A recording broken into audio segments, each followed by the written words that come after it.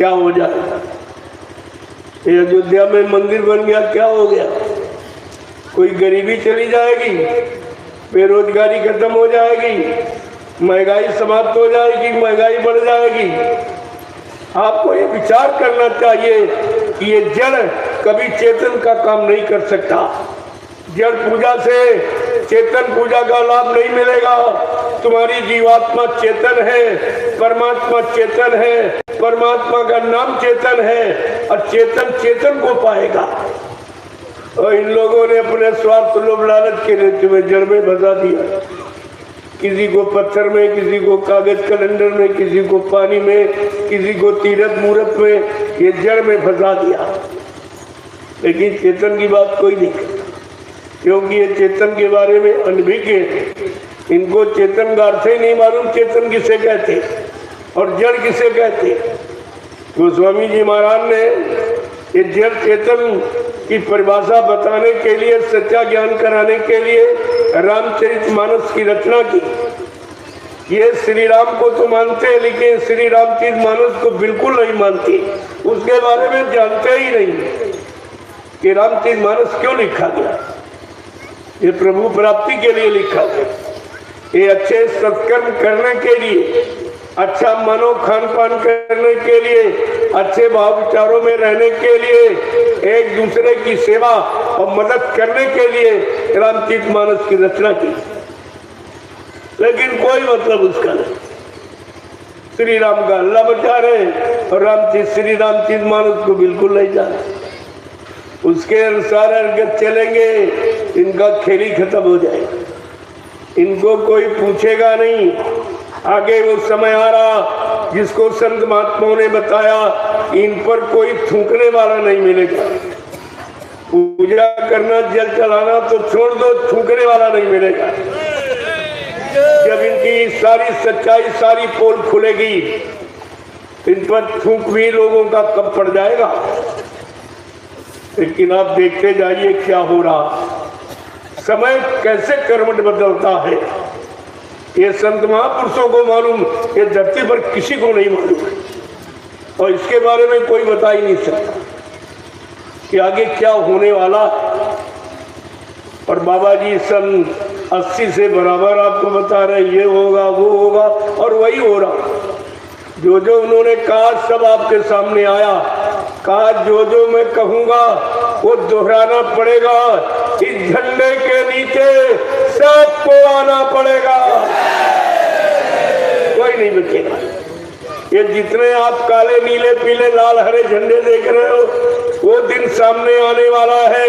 ये सब अपने अपने झंडों को फेंक कर अगर जय गुरुदेव प्रभु नाम के झंडे के नीचे अगर ना जाए तो इस बाबा को बाबा मत कहना। ये सब आपके सामने करके दिखा दिया जाए। लेकिन थोड़ा इंतजारी करो। अच्छे समय की इंतजारी सबने की। इंतजारी समय का इतिहास है। बगैर इंतजारी के कोई इतिहास नहीं बना। जो इतिहास बने हैं सब इंतजारी से। भगवान राम चाहते, चक्रवर्ती राजा दशरथ के लड़के थे, अयोध्या से फौज ले आते, लंका पर चढ़ाई करके रावण को मार सकते, लेकिन नहीं। 14 बरस इंतजारी की, एक दिन नहीं 14 बरस। और आपने तो 1 मिनट भी इंतजारी नहीं की। जो कलयुग जाने सतयुग आने की बात कही गई है, न कलयुग जाने की इंतजारी, न सतयुग आने की इंतजारी आपने। अभी तो 10 वर्ष हुए। कहा था बाबा जी ने कि भगवान राम को त्रेता के परिवर्तन में 14 वर्ष लग गए। कृष्ण भगवान को 18 दिन लग गए। कहा था बाबा जी ने, लेकिन बच्चा कलयुग के परिवर्तन में हमको 18 मिनट भी नहीं लगेंगे। 18 मिनट नहीं लगेंगे।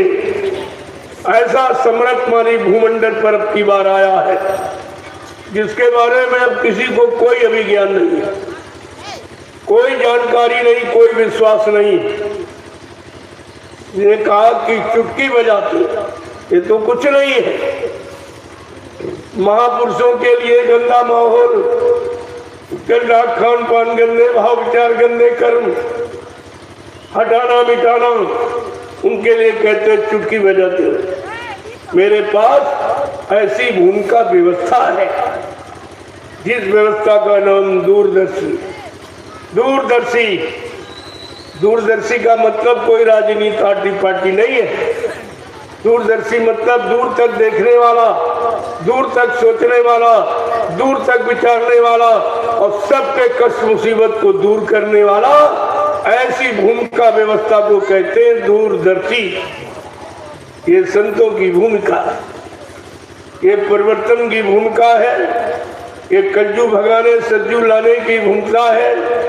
ये सारी शक्तियों को अपने प्लेटफॉर्म पर खड़ा करने की योजना और उनसे समय का काम कराने की योजना का नाम है दूरदर्शी। अभी तो लोग इस बारे में कहा समझ पाए, जब कहा गया था तब तो किसी समझ में आया नहीं। अब रो रहे चिल्ला रहे, कोई सुनने वाला नहीं। जब तुमने संत महापुरुषों की नहीं सुनी, तुम्हारी कौन सुनेगा? तुमने उनकी बात नहीं मानी, तुम्हारी कौन मानेगा? कितना चिल्लाओ तुम, कितना रो, तुम्हारी कोई सुनने वाला नहीं। और तुम उनके पीछे दौड़ोगे जिनसे तुम्हें हानि हानि होनी, दुख तकलीफ भी मिलने हैं, कष्ट आपको मिलने हैं, महंगाई आपके हिस्से में आनी है। अगर ये 24 का चुनाव न रोका गया, अभी तो मैं प्रार्थना करता हूं इन लोगों से कि भारत की जनता पर तरस खाओ। ये जनता तुम्हारी है, तुम राजा हो, तुमको अपनी प्रजा का ध्यान रखना चाहिए। इसको गरीबी की आग में क्यों झोंक रहे हो?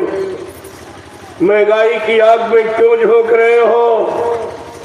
बेरोजगारी में इसको क्यों बराबर फेंक रहे हो? हमारी प्रार्थना स्वीकार करो, न समय का दंड तुम्हारे हिस्से में होगा। इसके अपराधी तुम मान जाओ। तुमने पाप पुण्य की परिभाषा नहीं बताई, न जानी है।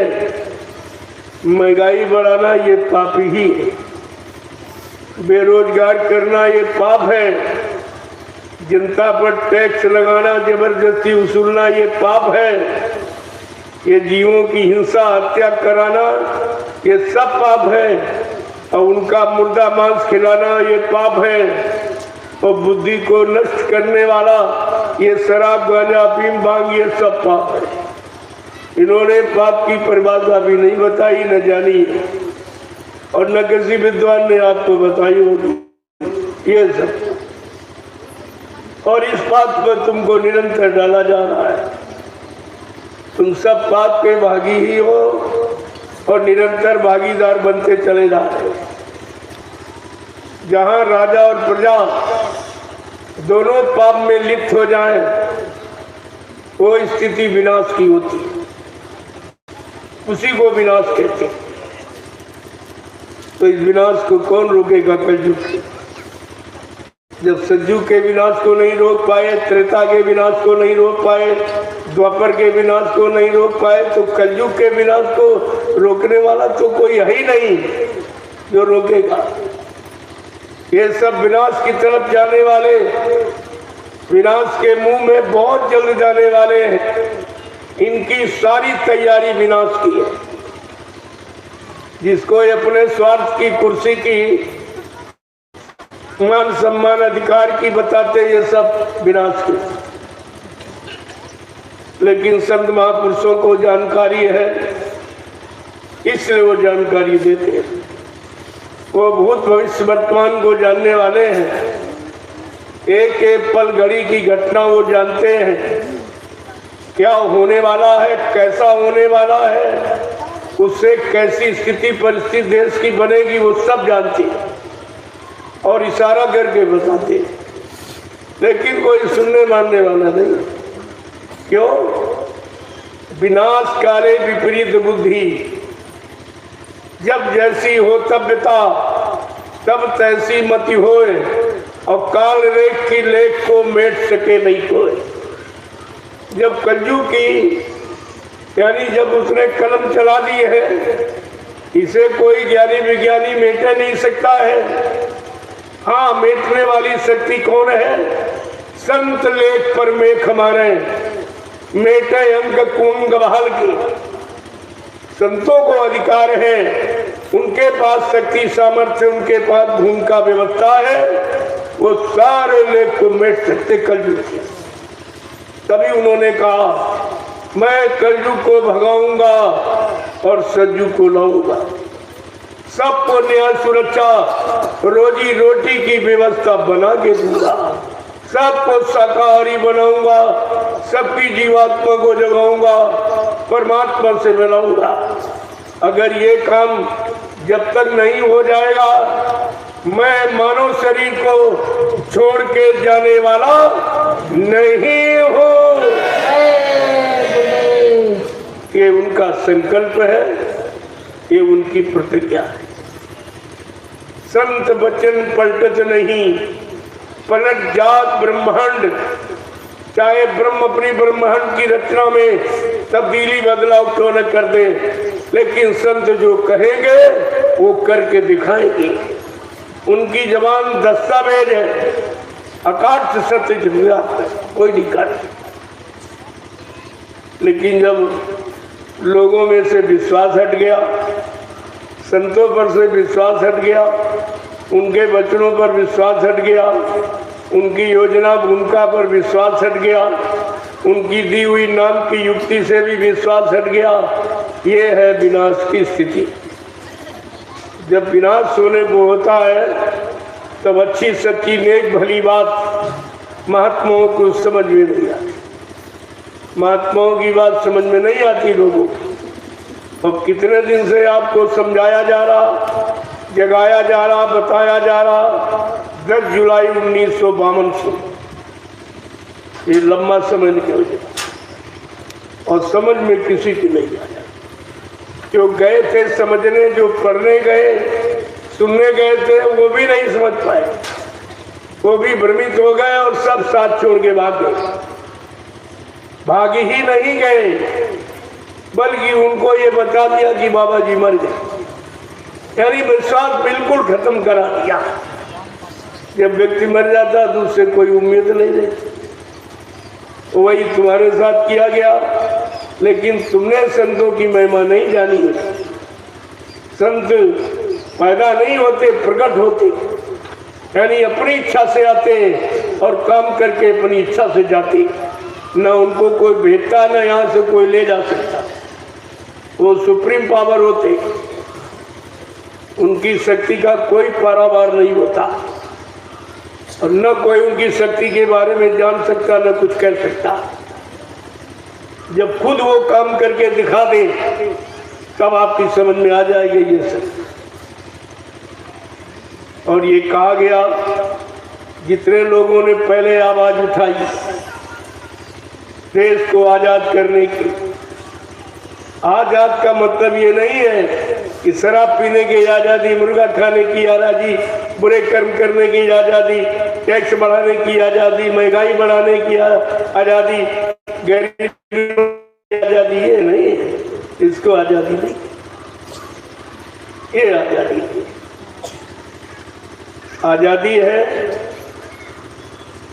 जथा राजा तथा प्रजा, धर्मी राजा धर्मी प्रजा। अगर राजा धार्मिक है और धर्म का प्रचार कराता है, धार्मिकता में सबको लाके खड़ा करता है, इसको कहते हैं। ये आजादी है अच्छे काम करने की। अच्छा सोचे, अच्छा भोजन। अच्छे भोजन का मतलब जो प्रकृति ने इंसानों के लिए भोजन बनाया वो अच्छा भोजन। अच्छे मतलब कोई चटपटा, कोई तीखा, कोई रजोगुणी, कोई तमोगुणी वाला नहीं, सतोगुणी। सतोगुणी आहार यानी सत्य में आपको परिवर्तित करता है, सत्य आप में प्रवेश करता है, सत्य मार्ग पर आपको चलाता है और सच्चे विचार तुम्हारे अंदर आते हैं। तब सच्चे कर्म जनहित, समाजहित, देशहित के आप करते हैं। ये सब जानकारी आपको रखनी चाहिए।